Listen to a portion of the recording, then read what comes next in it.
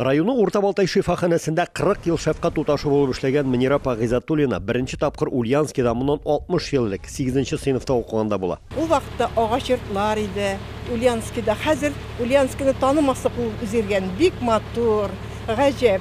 Сүздә юк, күршәдәге башка шәһәрләр кебек заман белән бергә борынгы Сембер дә үсте, яңарды. Бүген Ульяновскида 648 мең кеше яшәсә, шуларның 60 меңнән артыгын татарлар тәшкил итә. Апасларның да беренче тукталышы нәкъ менә Төбәкнең татар мәдәният үзәгеннән башланды. Апаслар бездә кунакта рәхим итеп керегез, апаслар бездә кунакта рәхим итеп керегез. Кунакларны мәдәният үзәге эшчәнлеге анда эшләүче иҗат төркемнәре һәм Төбәк татарларының мәгариф һәм мәдәният музее белән дә таныштырдылар. Телевизордан карап, Ульян татарларының хезмәтенә бик катысыклана идем.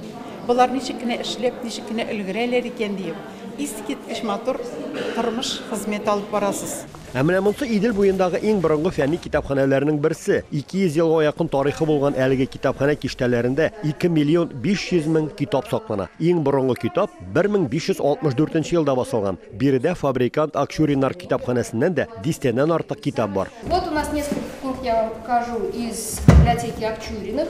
Очень образованная семья. Ну вот, например, Коран на французском языке.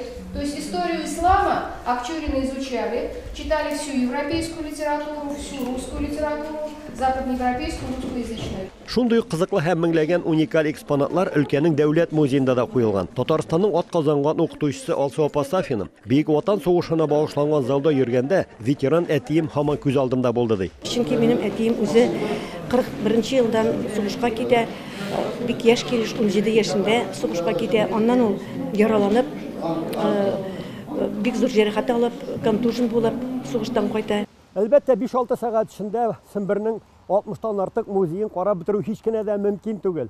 Мисал өчен, борынгы шәһәрнең 18нче гасыр рухын саклаган Ленин урамында гына да бүген 20дән артык музей эшләп тора бит. Вакыттар булса да апаслылар Сембернең Җәмигъ мәчетен, андагы ислам музеен карамый китмәскә булдылар. Шәһәр мөхтәсибе Рөстәм хәзрәт Сафин сәяхәтчеләрне бу якларның дини тормышы, аның беренче мәчетләре, имамнары хакында сөйләде. Өлкәннәр атналыгы өчендә без инде уйлаштык та Ульянга килергә уйладык.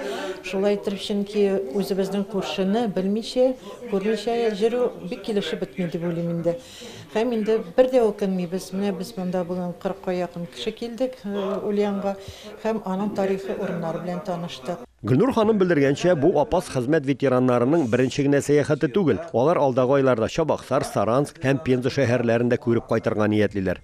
Ульяновскидан Рамис Сафин, Әхмәт Мөдәрисов, Яңа Гасыр каналы.